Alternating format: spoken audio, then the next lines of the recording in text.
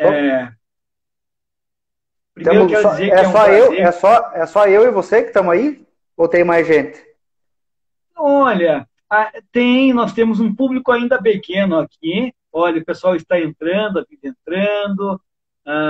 Agora que os nossos seguidores estão entrando, também em decorrência do horário, né? Nós estamos pontualmente, né? Iniciando pontualmente aqui, algo que às vezes, e pelo horário, sabe, professor Buga, Hum, eu tenho feito as minhas algumas lives de aula, algumas aulas, especialmente na segunda-feira.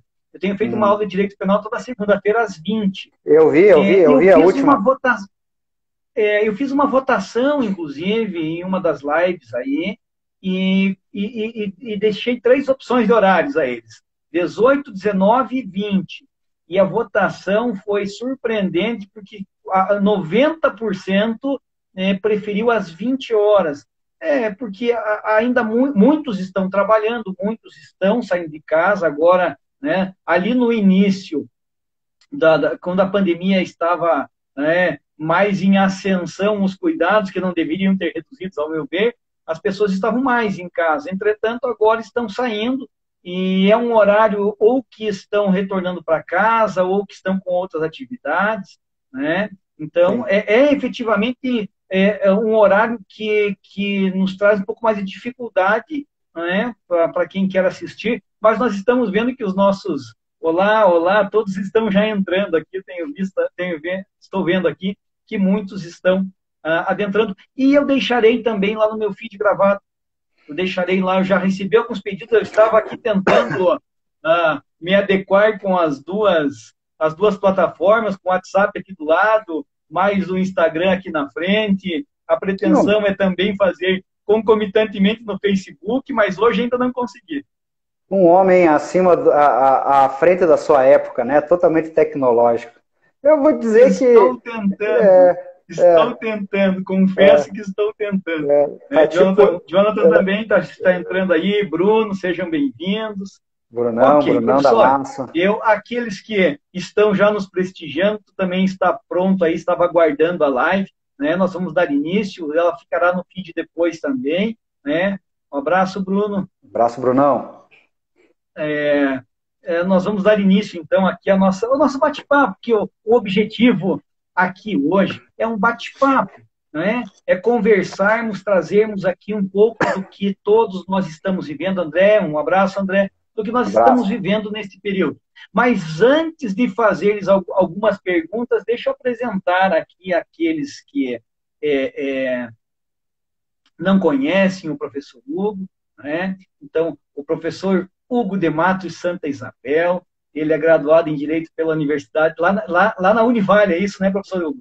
Em Itajaí, né? Itajaí, Itajaí. em 2004, é pós-graduado em Ciências Penais também pela Faculdade Campo Real, lá em 2011, é mestre também, foi meu colega de mestrado, inclusive tive o prazer de tê-lo como colega, para mim foi um grande prazer, né? Em desenvolvimento social e sociedade, universidade e sociedade, na verdade, né? O professor Hugo é advogado, atuante, militante na área criminal, é professor também na Uniguaçu, lá nas matérias várias matérias, inclusive direito penal, direito processual penal, a amada criminologia. Adoro essa matéria da criminologia, para mim é sensacional. A melhor de Processo todas. penal também, né? Eu tenho o prazer de compor também lá a pós-graduação da Uniguaçu, em que o professor Hugo é o coordenador da pós-graduação, né? Então, para mim, lá tem duas matérias que trabalho também a criminologia e temas especiais de direito penal,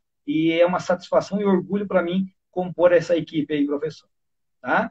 O nosso tema hoje, professor, depois de feitas as apresentações do nosso querido professor Hugo, né? A nossa matéria hoje especialmente por essa sua experiência, essa sua bagagem. Por quê? Porque além de professor, além de estar sempre inserido no mundo acadêmico, és militante também na área criminal, atua efetivamente. Por quê? Porque muitas vezes podemos assim destacar esse fator, porque muitas vezes nós temos o quê? Aquela pessoa que se dedica única e exclusivamente à docência. ou aquele que única e exclusivamente está dedicado à militância, à advocacia, né? Então, são visões diferentes, são vieses diversos de se ver a própria matéria jurídica. E quando se tem essa qualificação, eu posso dizer assim, né, de atuar tanto na área acadêmica, na docência, quanto estar efetivamente nos fóruns, trabalhando com o processo, se tem uma carga de conhecimento muito maior, porque se consegue efetivamente trazer aqui para todos nós, não é, o viés acadêmico, mas aquelas mazelas do dia a dia que muitas vezes elas conflitam com aquilo que nós mesmos trabalhamos na sala de aula. Exatamente. Não é isso, professor? Eu vejo, eu me deparo muito com isso. Inclusive, eu tenho o livro do professor Alexandre de Moraes da Rosa, que eu acho engraçado, que ele trata cuidado para não se trabalhar com o direito penal baunilha.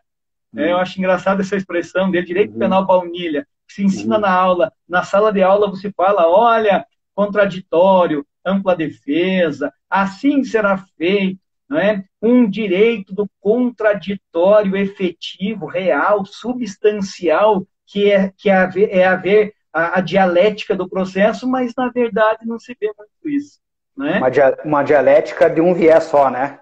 Só a discricionariedade, né? Exatamente. Professor, como é que está chegando o som do meu volume? Está legal aí para ti? Para mim está perfeito. Tá jóia, o teu também.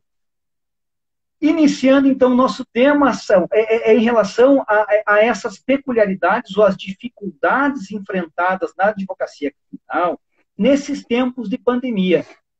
Então, eu gostaria que se me permitisse, professora, fazer algumas perguntas, algumas indagações, e com base nelas nós vamos discutindo, trabalhando essa problemática, essa situação. A primeira indagação que eu tenho... Perfeito? Perfeito. A primeira indagação que eu tenho é assim, qual é a maior dificuldade hoje encontrada? É no uso das tecnologias, ou seja, na qualidade de sinal, nos equipamentos que estão efetivamente disponíveis, ou é uma adaptação efetiva ou conhecimento dos procedimentos daqueles que estão envolvidos lá no processo, ou seja, os servidores, os serventuários, o próprio magistrado, o membro do Ministério Público, porque, veja, até nós aqui temos uma certa dificuldade hoje, né? Nós temos essa pseudo-aproximação, facilidade do contato, mas temos uma dificuldade imensa, muitas vezes, de produzir uma própria live. Primeiramente, antes de eu responder essa pergunta, tanto quanto além de extensa, deveras complexa, né? Eu quero externar o meu agradecimento de estar aqui contigo e com todos que estão presentes, né? A todos e a todas, meu cordial boa noite. De dizer a minha satisfação de a gente poder fazer esse bate-papo no sentido estritamente crítico daquilo que vivenciamos no nosso cotidiano, né? Ainda que grande... eu particularmente, né? Sou um grande fã do Alexandre de Moraes, né? Você acabou citando a obra dele, né? E eu reputo justamente a esse não advogado criminalista baunilha, né? Ou o direito penal baunilha, justamente por não querer ser este baunilha, que acabou me enveredando na seara criminológica, né? E eu falo dentro da criminologia, né? Enquanto advogado criminalista, ele tem um viés total diferente daquele advogado que atua na área penal, né? Eu julgo e reputo essa diferenciação para a gente trazer o pontapé inicial da nossa conversa, porque é justamente nessa diferenciação semântica, qualitativa, até diria, que vai vir e vai surgir todas essas dificuldades, não apenas de natureza tecnológica, né? Posto isso, Posto isto, eu quero dizer, respondendo, né, iniciando a resposta, né, que, e não me interpretem mal, né, eu sei que o problema, um dos grandes problemas do Brasil, né, na verdade do brasileiro, é a falta de consciência de classe e, sobretudo, de interpretação, né, seja de texto e seja daquilo que nós falamos, né. Então, não me entendam mal, meus caros e minhas caras, mas eu vejo o Covid, e sem aquele linguajar e aquela fala de coach, né? Eu vejo o Covid como uma efetiva paridade de armas entre as partes. Porque você me pergunta, qual que é a grande dificuldade da advocacia criminal? Bem, antes da Covid, durante a Covid e pós-Covid, o advogado por si só já tem muitas dificuldades, né? Seja ele enfrentando a burocracia das repartições públicas, seja ele aguentando os mal-humores destes que compõem as repartições públicas, seja aquele que está diuturnamente sendo questionado pela sociedade civil organizada a considerar os atos de lisura das suas ações, por conta dos maus colegas que conspurcam a imagem e a honra do exercício da advocacia. Não preciso aqui falar, né, da importância e da relevância de que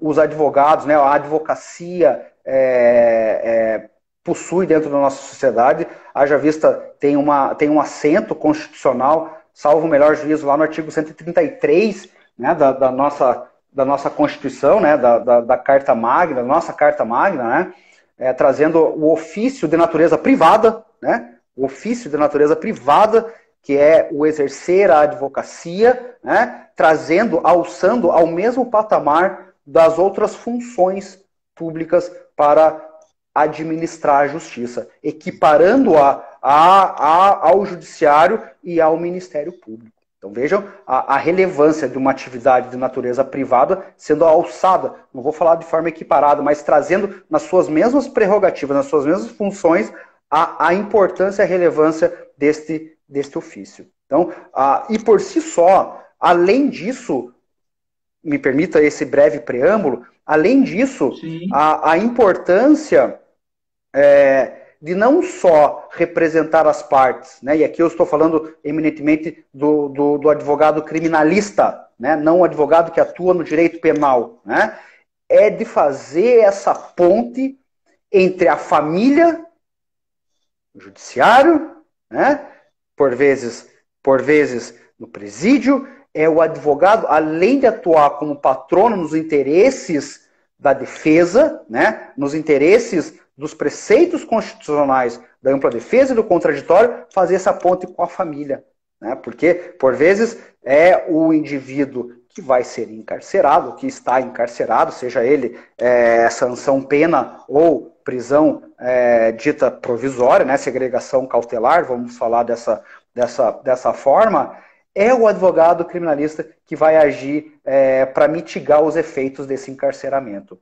Então, a dificuldade já surge daí, né? A dificuldade que, em tempos de pandemia, que o advogado criminal, né, que o advogado criminalista atua em tempos de Covid, com toda essa mudança que de supetão nós tivemos que nos readequar, né? Mas nos readequar de uma forma, vamos dizer, mais ou menos como o nosso sistema de resgate da pena, né? Lá da nossa execução penal, de forma progressiva. Por que eu digo de forma progressiva? Porque nós aqui em Santa Catarina, tanto em Santa Catarina quanto no Paraná, e eu tenho essa perspectiva muito bem clara, porque eu estou aqui na divisa de Porto União e União da Vitória, né? Santa Catarina e Paraná, nós estamos vindo numa escalonada modificação dentro dos procedimentos em que tudo está se tornando por meio digital. Então, a possibilidade que nós temos, e já tínhamos antes da pandemia, em fazer o devido acompanhamento processual e movimentar essa movimentação por via eletrônica já era uma realidade. né? Então, a grande dificuldade que hoje eu vejo nessa readaptação, né, ou nessa adaptação nova, é com relação aos instrumentos que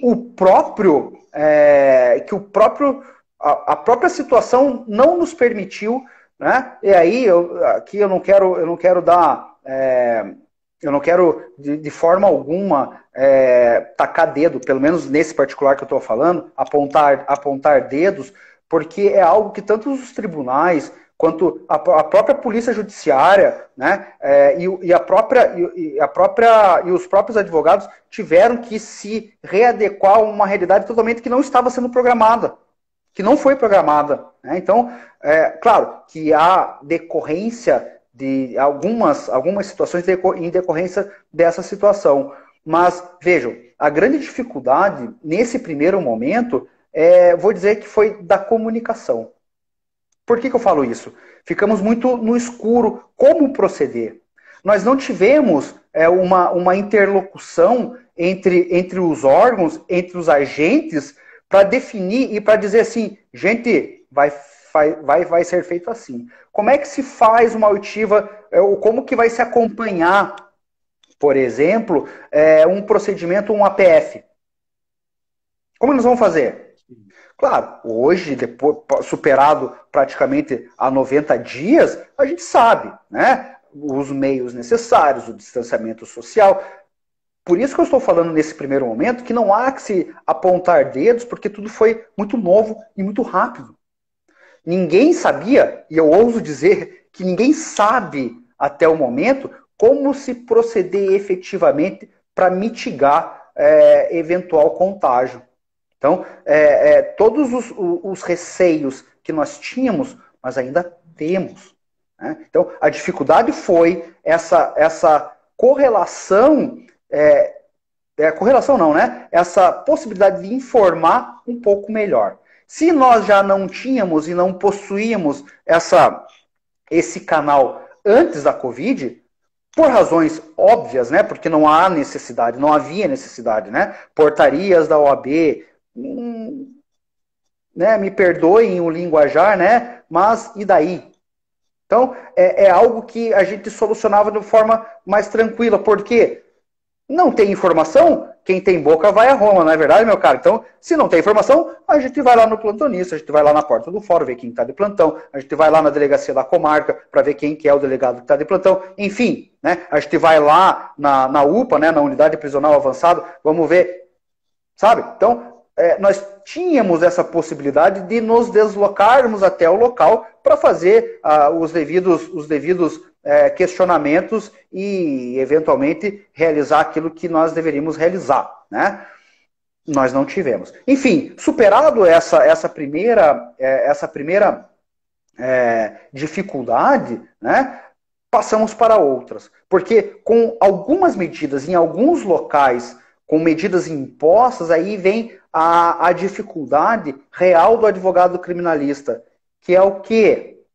Que é assegurar as prerrogativas, não só a sua enquanto advogado, né, não só as suas prerrogativas enquanto exercer o seu munus, não público, mas de mandatário, né, de representar, melhor dizendo, o seu cliente, né, e, não obstante isso, de exercer a sua função para garantir a ampla defesa e o contraditório, para que não, eventualmente, ocorra vilipêndio dos seus direitos fundamentais. Diga-se de passagem, de primeira geração, que é o direito à liberdade, né? Daqueles que estão consagrados lá na cláusula pétrea, né? Do artigo 5º, beleza? Então, algumas medidas adotadas, principalmente em sede de execução penal, a nós, advogados criminalistas, saltam os olhos tamanhas irregularidades e desrespeito total às prerrogativas dos colegas advogados e colegas advogados. Mas se fosse apenas isso, talvez, porque isso é algo que endemicamente, infelizmente, já vem acontecendo há muito tempo. Não é por conta da Covid que as prerrogativas dos colegas advogados e colegas advogadas vêm sendo desrespeitadas, né? Quase que de forma endêmica. Tá? Se não fosse isso, talvez. Mas nós temos notícias, né, que aí sim o prejuízo maior é para o seu representado, que é o cliente. Tá? Ainda que eventualmente paire sobre ele uma suspeita, nós não podemos ainda, né, dentro daquele direito penal baunilha, né,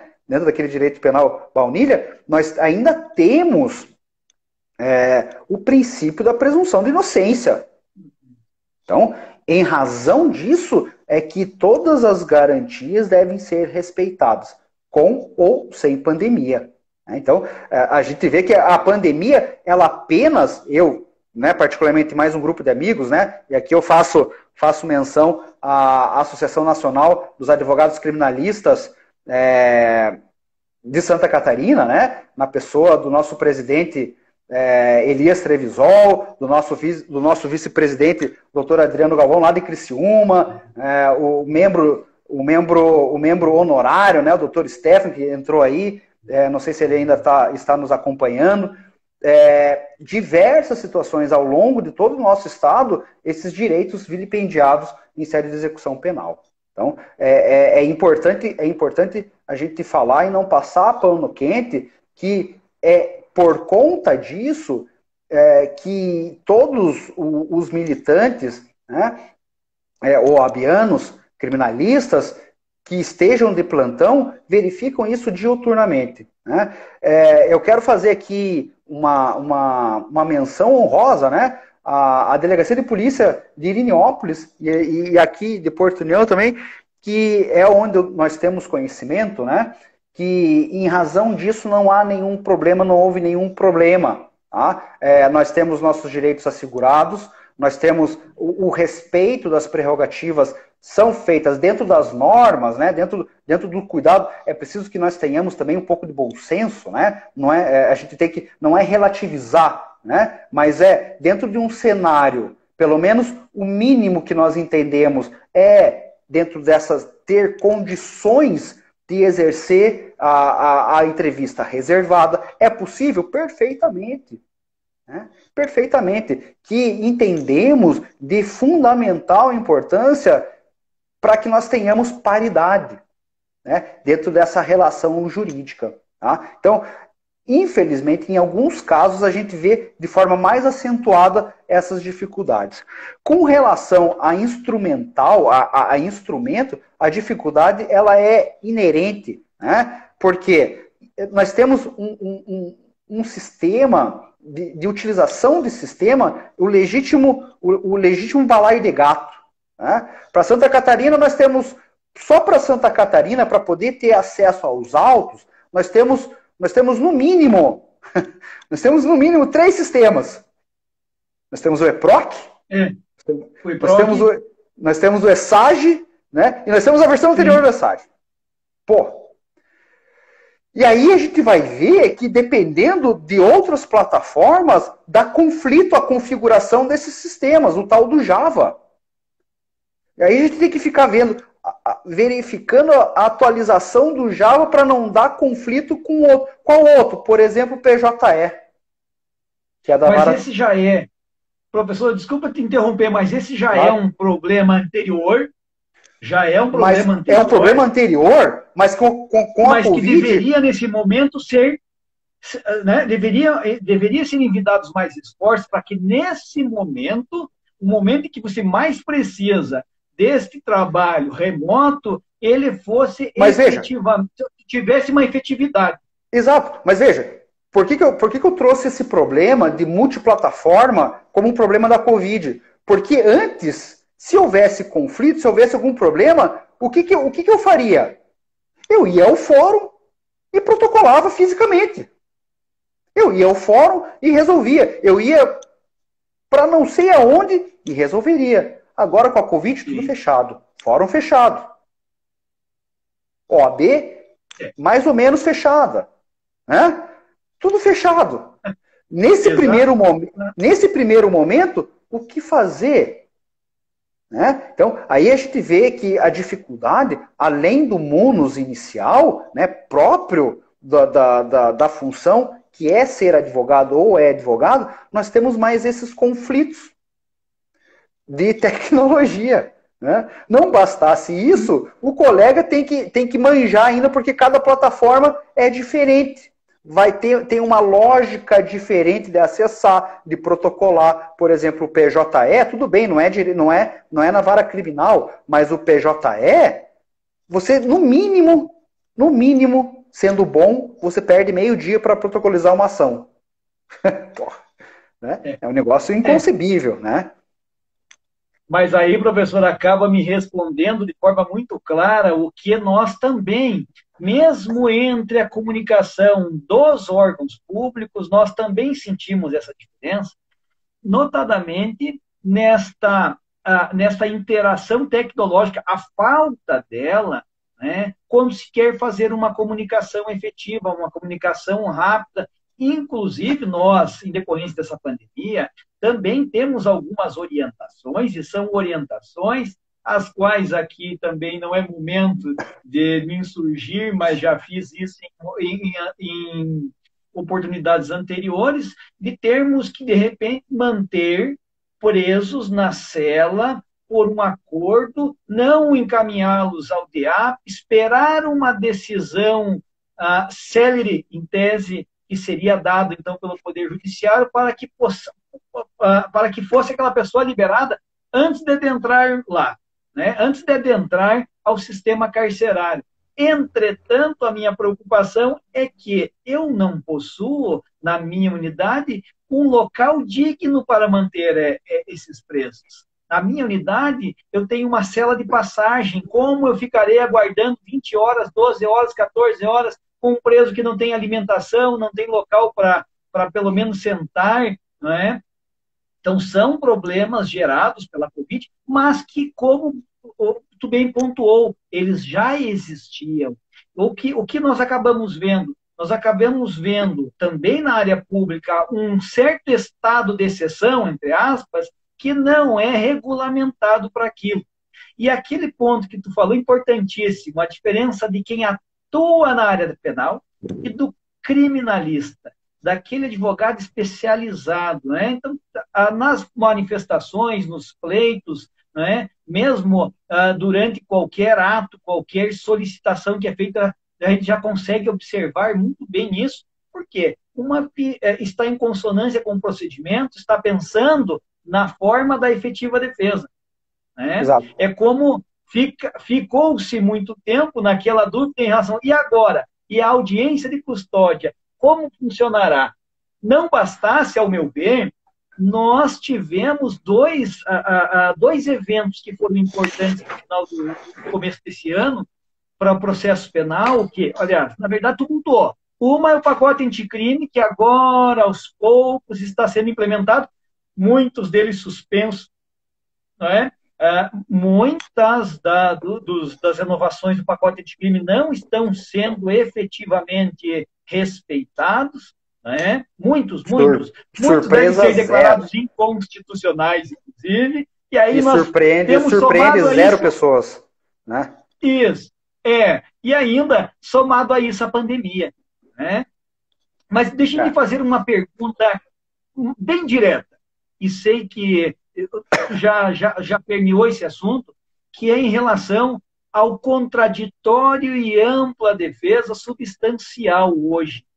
Hoje, é possível efetivamente falar que, tu falou muito na paridade de armas, né, que, na verdade, você acaba não... Eu tenho muitos amigos advogados, muitos atuam em causas criminais, e sempre há deles algumas indagações, ou até eles externam alguns fatos que demonstram efetivamente eu não tenho contraditório e ampla defesa. Por quê? Porque eu simplesmente me deparo com o ato, mesmo diante da minha manifestação, né? Eu me deparo com aquele ato pronto, colocado, e se eu quiser que eu corra atrás, busque o tribunal, busque de outra forma, resolver aquele problema, aquele conflito em que o réu aquele que depende da minha ação, fica lá guardando e, inclusive, achando que não há uma manifestação do próprio patrono. É um completo desconhecimento, né, do procedimento indiciário ou investigatório, né?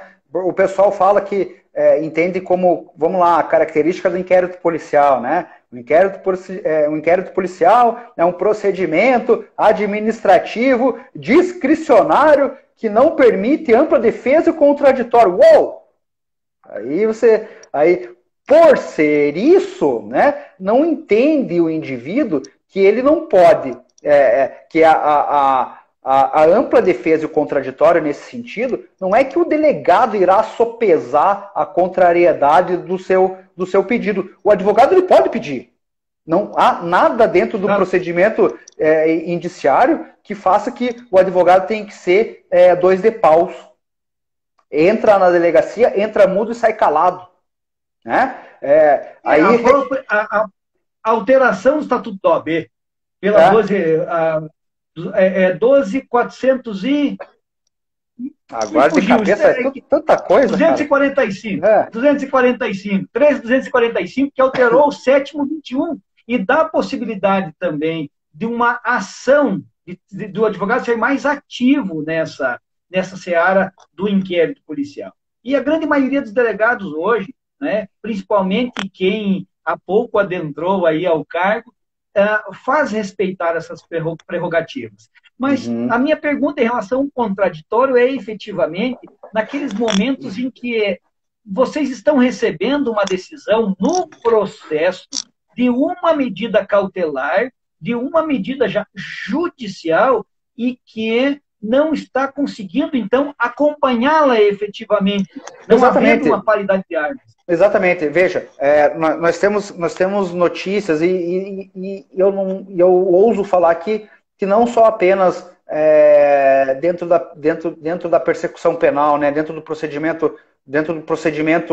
inquérito, vamos dizer assim, né, do procedimento investigativo, quando vira ação penal, propriamente dito, mas também quando nós estamos a falar de execução penal, né? Então, por conta da Covid, atribui-se à Covid, e com uma certa razão, né, alguns cuidados que devem ser tomados para a não propagação desse vírus, né? Mas isso não significa dizer que o patrono ou o procurador deve ser alijado do processo, ainda que você possa, e o TJ de Santa Catarina vem fazendo isso, as audiências, né? Nós temos a recomendação número 62 do CNJ, né? Que em sede de execução penal trouxe aquela lista extensa, né? Desde que não haja o crime de grave ameaça ou violência, e se for o caso, né, liberar mediante condições, aquela história toda, né? Mas num procedimento inicial, num primeiro momento, muitos locais a gente já começa a ter essa ausência de efetivação quando dá entrada nos locais. Revista arbitrária, a possibilidade de revista da pasta do advogado. Nós tivemos lá, lá na comarca de Criciúma, uma denúncia gravíssima, né? Uma denúncia gravíssima. Lá na penitenciária de Criciúma, o pessoal estava nas pastas, né? Pasta de advogado, agenda, né? Que adentra com o seu arquivo pessoal do caso, né, sendo revistado. É uma coisa que é inadmissível, né? Porque já de cara é um modo de certa forma, diminuir não a autoridade do advogado, mas de pressioná-lo. E aí o colega menos experiente já vai sair perdendo porque ele vai entrar no recinto com receio, com temor. Veja, a discricionariedade, a arbitrariedade, ela não se dá necessariamente com tapas, berros, mas às vezes com uma pequena atitude. E aí há um prejuízo, porque o advogado ou a advogada que já sai nesse sentido com falta de experiência e com certo receio de que vai acontecer a ele, num ambiente que já naturalmente, né, nós somos humanos, todos temos nossos medos. Né? Quem não tem medo de pegar a tal da Covid? Né? Ainda que nós estejamos a trabalhar, nós temos esse receio.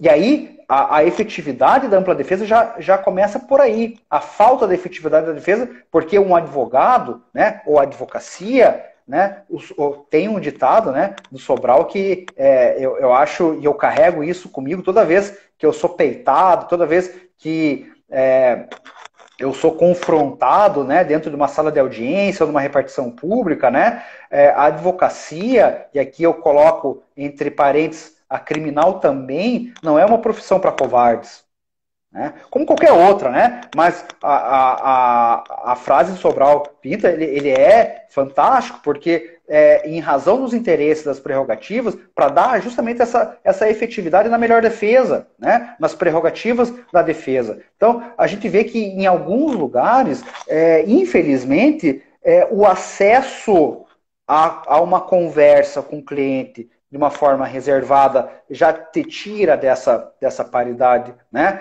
Há uma recomendação que as audiências de custódia não são mais feitas por conta da Covid.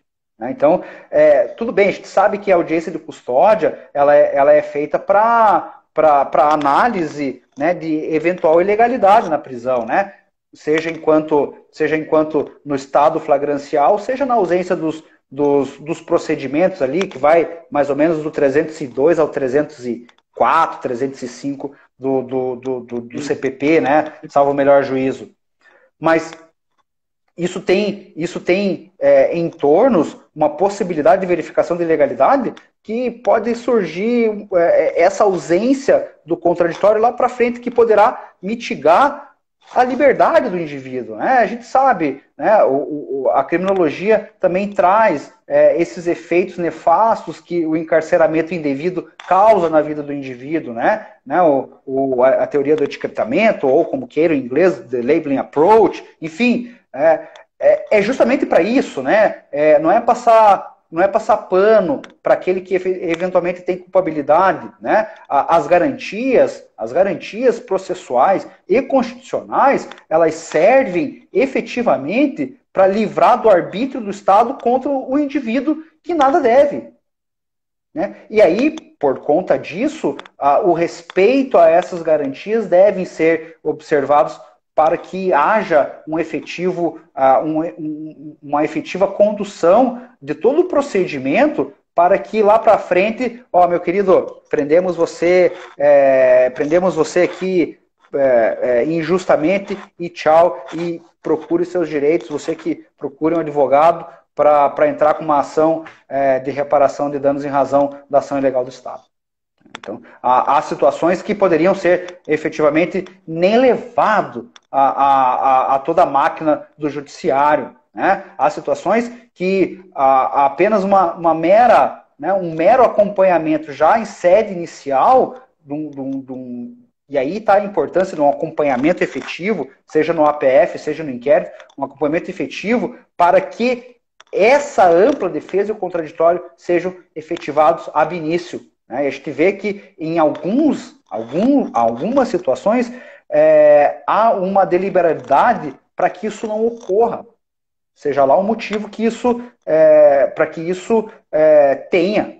Né?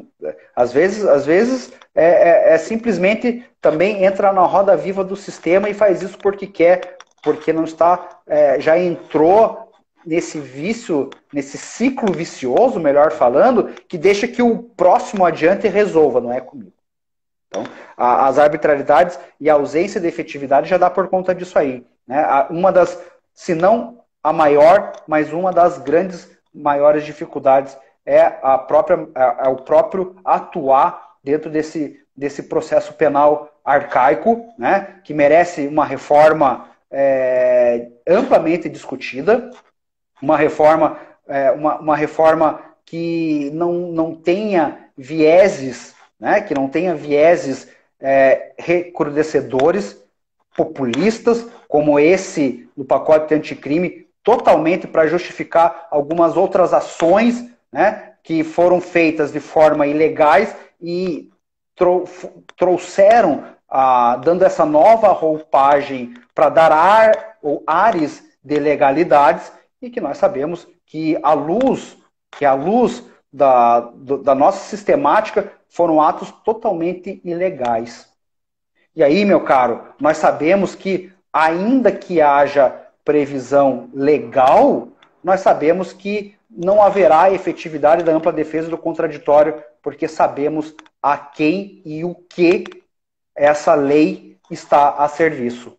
Né? Então, tem mais essa ainda, né? Além da atuação, tem mais essa. Né? Tem mais essa perspectiva da intenção originária do nosso legislador. Então, Professor Hugo, deixa eu só fazer aqui também uma parte, porque quando tu fala dessa alteração da lei, de um processo arcaico, muitos doutrinadores dizem que o nosso CPP é aquela colcha de retalhos e muito mal feita. Né? Mas nós também, trazendo um pouco para o lado humano, para a psicologia também, para a sociedade e para o viver, eu acho que é imprescindível hoje que as pessoas, os aplicadores também mudem a sua visão, que mudem a forma de enxergar como deve ser cumprido o seu mistério, não é? A sua função efetiva, porque muitos, inclusive é o tema da minha dissertação, que é a influência midiática na persecução, e muitos estão hoje ao lado da mídia. Inclusive, a nova lei de abuso de autoridade pune como crime de abuso, né, esta exposição do preso, e que muitos não gostam. Né? Muitos não gostam, muitos da área pública acham que não, que deveria ser exposto daquela forma ainda. Eu acho interessante uma frase do ministro Celso de Mello, que diz, ao de um julgado muito antigo, já no HC do STF, que diz que o delegado de polícia é e deve ser o primeiro garantidor dos direitos fundamentais.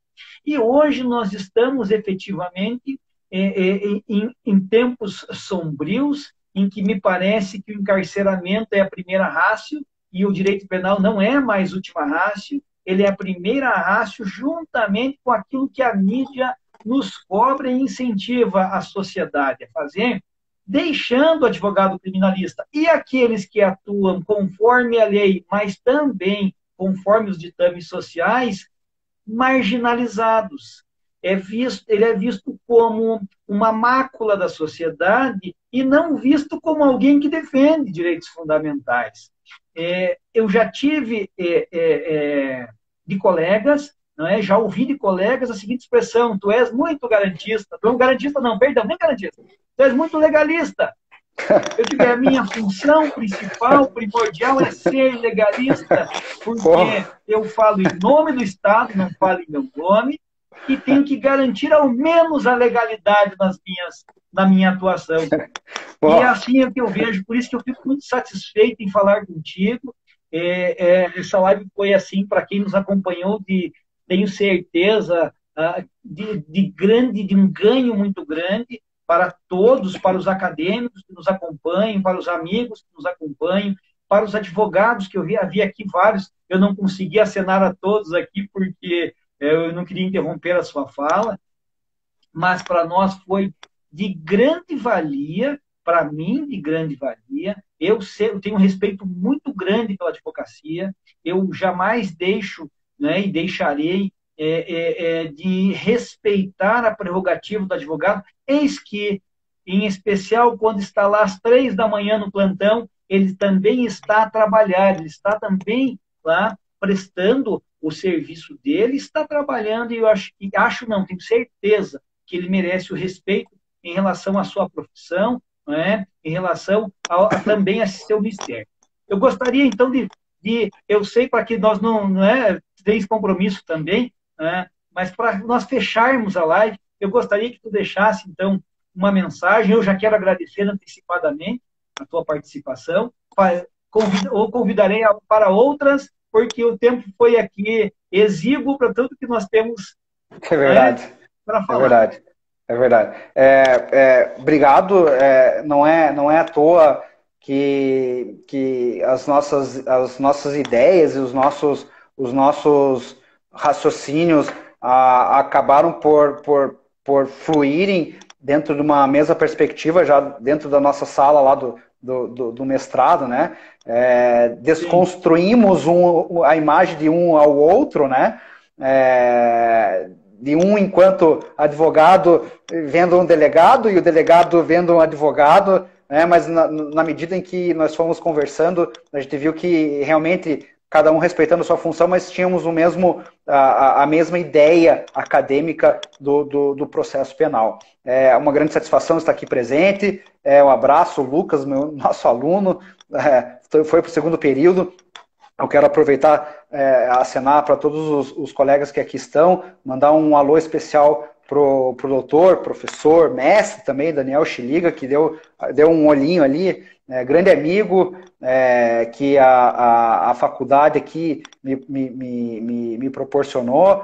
Conversamos muito, dividimos muitas opiniões em sala de aula, né? Ele dava aula de ciência política, eu dou aula ainda de introdução ao estudo do direito. A gente tinha essa relação bacana de mesclar assuntos, né, com uma disciplina com a outra, para, né, um lance bem legal. Chiliga, um grande abraço para você, meu caro. Quando aparecer em União, venha tomar um cafezinho com a gente. E dizer que me permita, né, me permita a dizer a todos e a todas, né, me permita dizer a todos e a todos que não se deixem abater por nada, né? Nem por Covid, nem por ninguém, nem por nada, né? O advogado criminalista, ele está ali realmente não para ganhar o tal do dinheiro, não para soltar alguém, mas ele está em defesa do Estado Democrático de Direito, né? Ele está ali para efetivar os princípios do Estado Democrático de Direito, que é aquilo que a nossa Constituição nos trouxe em termos de sistema político-jurídico, é o Estado Democrático de Direito, né? Então, e nós não podemos nos esquecer que sob essa luz do Estado Democrático de Direito, as normas processuais penais e as normas de direito penal material devem ser sempre observadas sobre o princípio da dignidade da pessoa humana.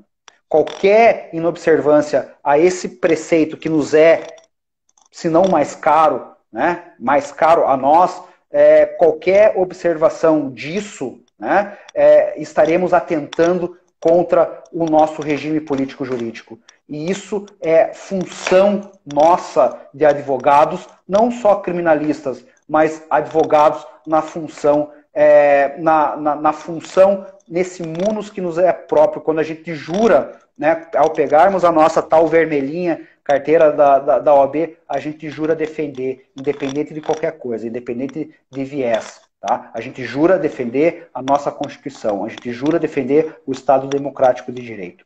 Então, dito isso, muito obrigado a todos e a todas, e obrigado, e me desculpe se eventualmente eu me exacerbei em alguma fala. Muito obrigado.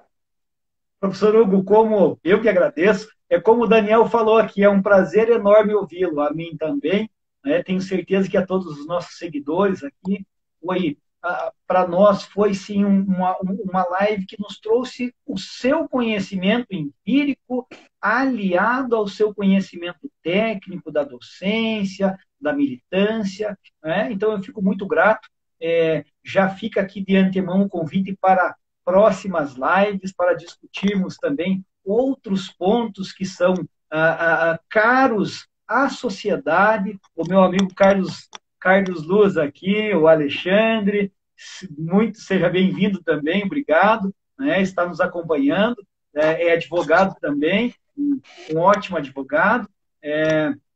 Então, esses temas são caros, como você bem falou, à sociedade, não somente a determinada classe. Por esse motivo, né, que nós, mesmo estando, e não estamos em planos antagônicos, como alguns acham, mas sim, não é, da mesma forma, pensando o direito, a democracia, né, o direito de liberdade de cada um delegado e um advogado, que tem sim, e a possibilidade é sempre presente de termos ideias convergentes, porque nós atuamos, sim, no Estado democrático.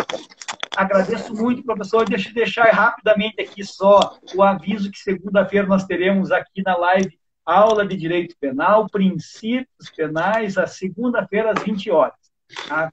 Novamente agradeço, professor, agradeço a todos que nos acompanharam.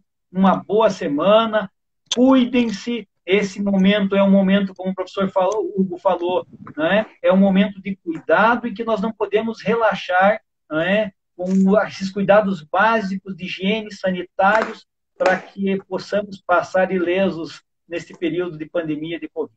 Um grande abraço e um bom final de semana, professor, e a todos. Um abraço. Valeu, meus queridos. Fui!